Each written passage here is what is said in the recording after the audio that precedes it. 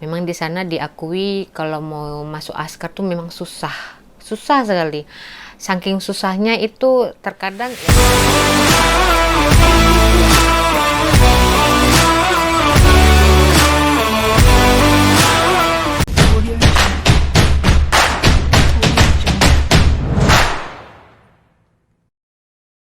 halo pemirsa, bertemu lagi bersama saya Boru Naga. Apa kabarnya semua pemirsa pada hari ini? Semoga semua pemirsa dalam keadaan baik-baik saja ya. Baiklah pemirsa, di video kali ini saya menerima satu video dari sahabat kita ya. Ini di dalam video ini akak ini berasal dari Malaysia katanya. Jadi beliau membahas soal tentara Malaysia dan juga Indonesia. Jadi kita akan lihat ya, saya akan reaction. Nanti setelah video itu habis, baru saya akan komentar. Seperti apa videonya? Mari kita saksikan bersama-sama. Assalamualaikum semua, kembali lagi bersama saya Diana di Diana Reaction 90. Okey, hari ini saya nak cerita shock lagi, iaitu 5 cerita shock untuk hari ini, okey? Okey guys, tanpa membuang masa, kita cerita shock yang pertama. Okey, cerita shock kita yang pertama adalah cara pemanduan kendaraan. Okey, kalau di Malaysia Traffic kita light. susah sikit kalau nak bawa kenderaan laju ya, kerana di setiap simpang, di setiap jalan tu pasti ada traffic light. Di mana-mana tu selalu ada traffic light, walaupun jalan tu kecil, besar, jalan kampung apa semua, selalu ada traffic light. Di mana-mana pun ada traffic light dan ada penjaga ya, tak boleh sembarang nak bawa laju. Tapi berbeza dengan di Indonesia, korang akan jarang jumpa traffic light ya. Jarang sangat korang jumpa traffic light. Walaupun di pasar dia saya tengok susah nak hitung traffic light. Kadang setahu saya macam jumpa satu je. Yang lain tu dah suka hati korang. Walaupun di bulatan tu pun korang suka hatilah nak belok ke mana-mana, yang penting pandai-pandai korang lah tengok jalan sendiri ya. Sebab masing-masing jaga diri kalau di sana ya, kerana tak ada traffic light yang nak bantu kita. Jadi kita jaga haluan masing-masing kalau di Indonesia. Berbeza dengan di Malaysia, jalan sikit nanti kita dah stop traffic light. Sikit stop traffic light. Jadi kata kawan saya waktu di sana, kalau di Malaysia katanya lelah katanya. Nanti lelah? jalan sikit dah stop. Jalan sikit dah stop. Saya cakap itulah namanya menjaga. Jadi dia macam kurang suka kalau banyak traffic light. Tapi kalau kita okey lah, sebab kita dah biasa ya. Lah, Itu boleh namanya lah pindah menjaga, dekat ya. India kalau tak suka. Okey, cerita shock kita yang kedua iaitu mengenai peluang pekerjaan. Okey, Okey. peluang pekerjaan di Malaysia kita memang sangat banyak. Kita nak ada macam kerja kilang, kerja kedai, kerja-kerja yang biasa-biasa, yang kecil-kecil itulah ya. Okey, kita tak payah nak pakai sijil kalau di Malaysia, kita bebas. Yang penting kita nak kerja, niat kita nak kerja, cari duit. Semua pekerjaan ada, bebaslah kita nak kerja apa pun ada. Jadi pengalaman kalau korang nak kerja lebih bagus tu, itu baru pakai sijil lah. Kalau cuma kerja kedai, kerja kilang, kerja yang biasa-biasa tu tak payah. Penting korang nak kerja, dapat. Tapi berbeza dengan di Indonesia. Di Indonesia kalau korang nak kerja kedai sekalipun, nak kerja kilang sekalipun, pakai sijil. Kalau tak ada sijil, korang tak akan diterima ya kerja di Indonesia tu. Jadi semuanya pakai sijil. Itulah berat juga ya kalau di sana ya. Jadi sebab itulah kebanyakan orang sana, kebanyakan merantau di Malaysia, kerana di sini lebih mudah katanya. Peluang pekerjaan banyak, tak minta banyak sijil, tak minta banyak itu ini, penting kita nak kerja okey. Jadi peluang kerja di Malaysia sangat besar berbanding di Indonesia. Sebab Ini itulah kalau orang di Indonesia tu lebih pasal banyak sijil lah. kerja-kerja kampung. Contohnya macam berkebun, tanam padi, apa-apa je lah yang kerja kampung tanpa ada terkait dengan orang ketiga ataupun kedua. Jadi itu lebih mudah bagi dia orang ya, daripada nanti dia orang nak kerja kilang pun dia orang kena ada sijil, nak kerja ini pun kena ada sijil. Jadi di sana tu masalah kerja tu susah, sebab masalahnya semuanya nak kena pakai sijil. Berbeza dengan kita di Malaysia ni, bebas nak kerja apa pun kita okey. Yang penting kalau kita nak kerja yang bagus sangat, yang ada pangkat tinggi tu, mungkin kita pakai sijil. Tapi kalau cuma kerja kilang yang biasa, yang kedai apa okey tu, okey, semuanya diterima di Malaysia ya, sangat okey lah kalau menurut saya. Okey, perbezaan kita yang ketiga iaitu mengenai tabung bantuan. Okey, kalau di Tabung Malaysia amal. kita dapat tabung bantuan tu ada di mana-mana, especially di kedai-kedai, di supermarket, Kedai runcit pun di kedai-kedai banyak besar, kan? kedai kecil, selalu ada tabung bantuan ya. Jadi kalau macam kita nak beli barang, kalau ada lebih duit macam RM1 2 macam tu, atau lebih lagi atau kurang lagi, kadang ada tabung bantuan di dekat cashier tu, jadi kita boleh masukkan masukkan lah lah. seikhlas kita untuk ditabung bantuan di mana-mana pun ada ya. Tapi berbeza dengan di Indonesia, saya waktu itu pergi ke sana jadi ada lebih macam duit receh macam tu, ada shilling lebih. Saya macam dah terbiasa, kadang kita kalau di mana-mana kita masukkan lebih dia tu masuk ke dalam tabung bantuan. Tapi di sana saya susah nak jumpa tabung bantuan, memang tak ada sama sekali, susah sangat. Kebanyakan kalau kita nak sedekah apapun ke surau terus saja, di surau baru ada tabung bantuannya. Tapi kalau di kedai-kedai tu saya susah nak jumpa. Jadi itulah perbezaan kalau di sana dan di sini ya. Jadi kalau kita nak sedekah tu kita tengok-tengok tempat dia, nak tengok tabung bantuan ada di mana-mana tu susah. Beza dengan kita di sini ya. Tapi walau beza macam mana pun kita tetap serumpun ya guys. Okey, perbezaan kita yang keempat iaitu mengenai askar di Indonesia dan Ini Malaysia. dia. Okey, waktu tu saya berada di batas. Pasar tentara. Okey, sebelum kita ke Indonesia yang jelas dia kita di batas Malaysia dulu.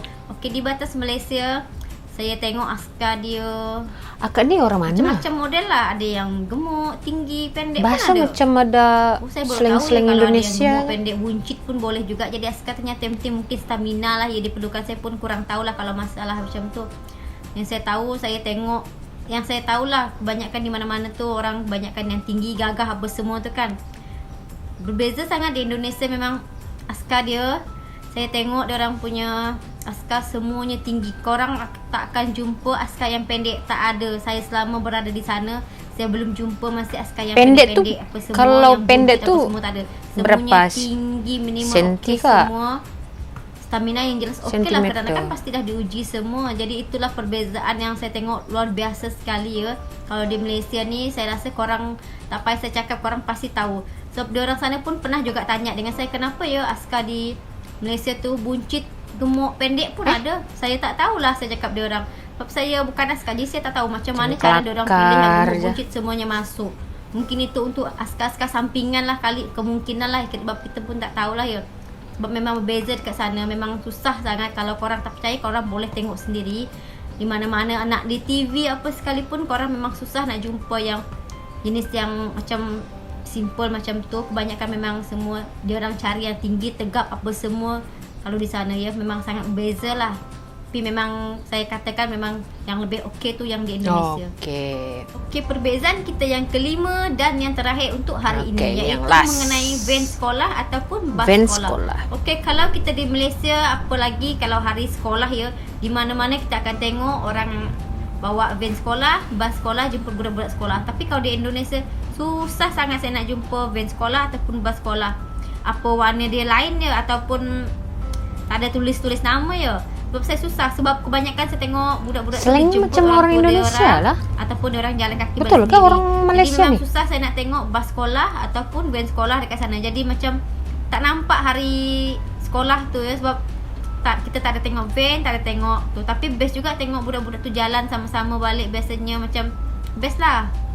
Jadi itulah perbezaannya kita sana dan sini. Tapi walau macam mana pun kita tetap serumpun dia. Tapi memang kalau korang pergi sana memang korang macam tengok lain lah.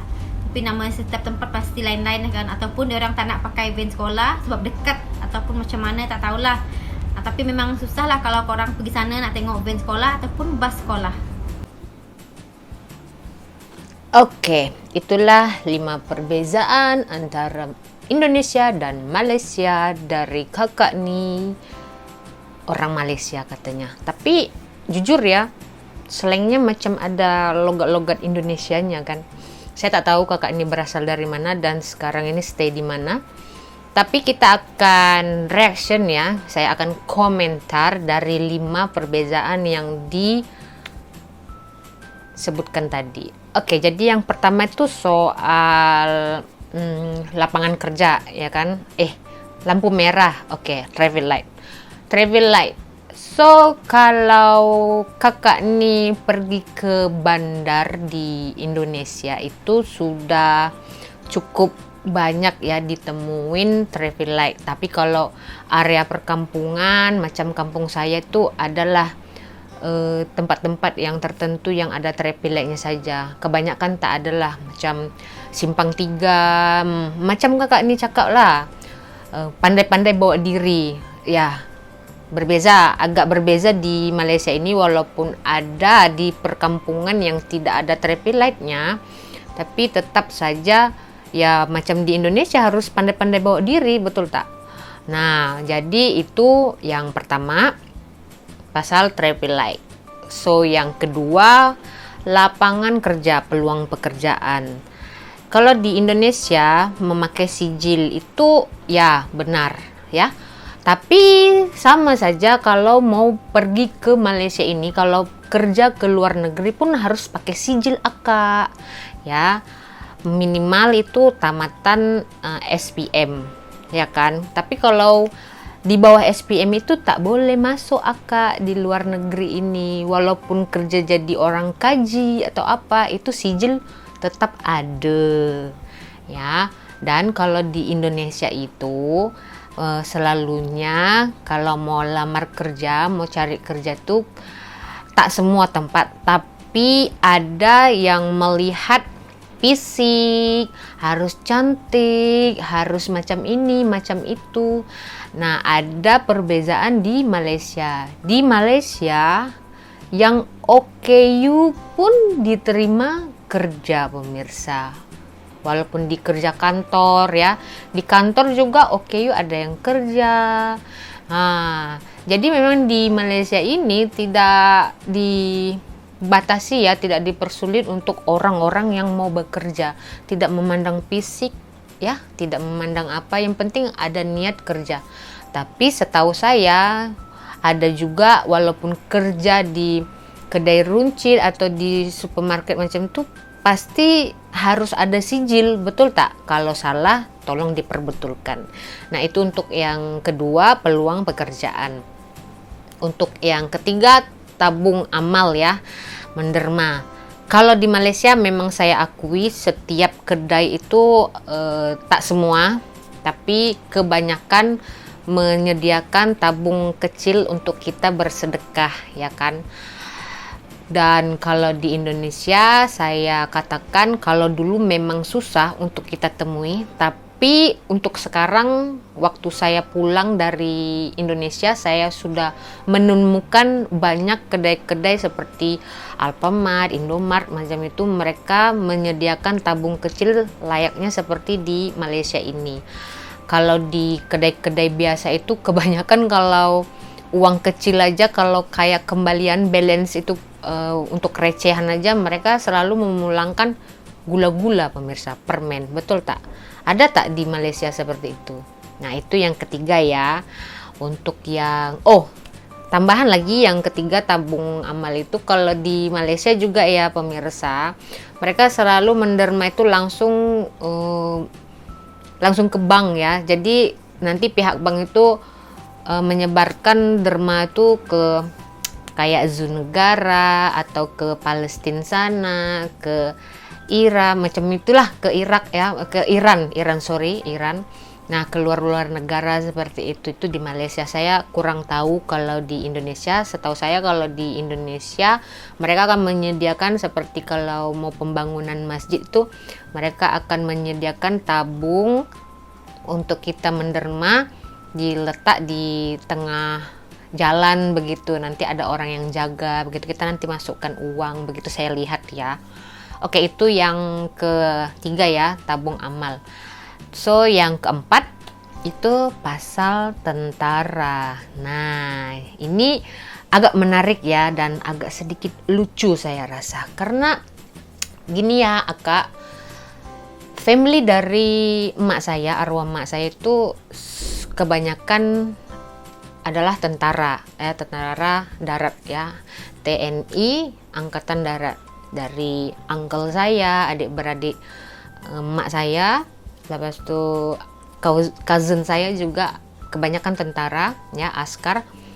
Memang kalau yang baru ingin mendaftar atau ingin jadi askar itu kebanyakan memang tidak ada yang buncit kak, tinggi begitu, memang tegap-tegap lah ya. Memang di sana diakui kalau mau masuk askar tuh memang susah sekali. Saking susahnya itu terkadang ya begitulah, nggak perlu kita bahas, yang tahu saja yang tahu. Nah, di Malaysia saya dulu ya banyak juga, ramai juga teman yang saya kenal di TUDM ya. Nah, askar-askar udara ya. Saya tidak pernah melihat Kak askar di Malaysia ini ya yang buncit, ya gemuk, pendek. Kalau pendek itu dikategorikan tinggi berapa kalau pendek tuh? Apakah 150? Saya tidak pernah lihat ya. Selama saya hidup di Malaysia ini saya belum pernah lihat ya askar di Malaysia ini dan juga polis ya. Semua yang senjata-senjata negara ya di Malaysia ini yang seperti mereka bilang pendek, buncit seperti tak pernah. Sama saja. Kalau mereka buncit, pendek ya, apalagi yang katanya buncit seperti itu, macam mana mereka mau perang pemirsa? Sama aja peraturan, pastilah kan sama saja syarat-syarat yang ditentukan oleh pihak askar untuk mau masuk jadi askar kan, pastilah mereka akan melihat stamina ya, fisik yang harus seperti tingginya harus sesuai ya kan. Nah, kalau pemirsa, saya tanya pemirsa, dikategorikan berapa ketinggian atau kependekan seseorang itu sehingga bisa dinyatakan kakak nih askar di Malaysia ada yang pendek-pendek. Saya belum pernah jumpa ya. Waktu PKP juga saya beli barang kan, kebanyakannya askar yang jaga kan. Saya tak pernah tuh tengok, sama aja askar di Indonesia dan di Malaysia, tak ada bezanya ya. Sama-sama perang, sama-sama menjaga negara ya, sama-sama mempertahankan negara, sama-sama memberikan yang terbaik untuk negara mereka masing-masing. Dan apalagi kalau kayak tentara Malaysia dan Indonesia yang sempadan ya di Kalimantan dan juga di Sarawak sana, mereka kadang bercanda-bercanda begitu, tak ada perbezaan. Bisa kita lihat orang yang baru masuk tentara ya, baru masuk askar ataupun orang lama-lama itu, saya tak pernah melihat yang buncit-buncit. Even uncle saya askar, udah tua-tua pun mereka tetap semat bodinya. Nah, itu yang keempat ya, tentara. Yang kelima, bus sekolah atau van sekolah. Oke, di Indonesia mungkin akak ini cakap susah mau jumpa van sekolah sebab di sana kebanyakan menggunakan angkot Kak, angkot transport umum ya, angkot begitu. Kalau di Malaysia ini majoritinya parents di Malaysia ini semuanya bekerja. Jadi kalau mereka bekerja, takkanlah mereka dari tempat kerja tuh nak jemput anak sekolah, nak antar anak sekolah, taklah mereka. Jadi diorang sewalah van atau bus sekolah kan. Nah, disebabkan juga di Malaysia ini ya, parents-parentsnya kebanyakan bekerja office hour, betul tak? 8.30 ke 5.30. Jadi memang tak ada masalah diorang nak jemput anak diorang atau nak antar sekolah anak diorang. So mereka menyewalah van ataupun bus sekolah. Asal pemirsa tahu ya, di Malaysia ini saya selalu nampak driver van atau bus sekolah itu wanita pemirsa. Makcik-makcik, hebat kan? Pakai bawa manual. Jadi mungkin mereka berpikir kalau mengantar anak sekolah itu menggunakan van atau bus sekolah itu kan membantu income untuk orang-orang driver itu begitu pemirsa. Berbeza lah di Indonesia. Di Indonesia kan saya tak cakap semua ya, kebanyakan parentsnya ada yang bekerja di rumah. Berbeza di Malaysia ini. Di Malaysia ini ada yang kerja kilang, ada yang kerja overseas, ada yang kerja di outstation ya. Jadi mereka memang tak ada masa nak antar dan jemput. Jalan yang terbaik mereka sewa van dan juga bus sekolah. Van dan bus sekolah itu juga ada lesson ya, bukan sembarang-sembarang ya pemirsa. itu harus ada lesson memandu.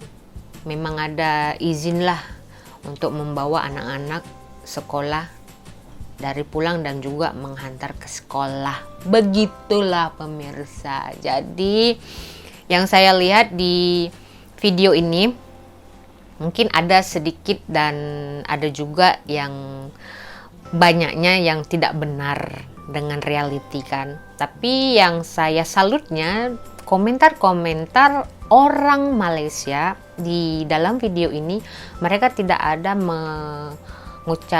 menulis komentar yang pedas untuk kakak ini, tak ada. Mereka cool lah ya, nampak sangat attitude yang baik begitu kan. Ya, karena kan tidak semua perkataan itu benar, dan kalau tidak benar, kita sebagai manusia ya tidak salah untuk menegur dengan cara yang baik, tidak perlu dengan emosi begitu pemirsa. Oke, jadi begitulah pemirsa di video kali ini. Apa komentar pemirsa tentang 5 hal perbezaan Indonesia dan Malaysia? Yang spesialnya itu Askar lah, mengenai Askar. Komentar di kolom komentar. Kita berjumpa lagi di video selanjutnya. Saya Borunaga. Terima kasih. Bye-bye.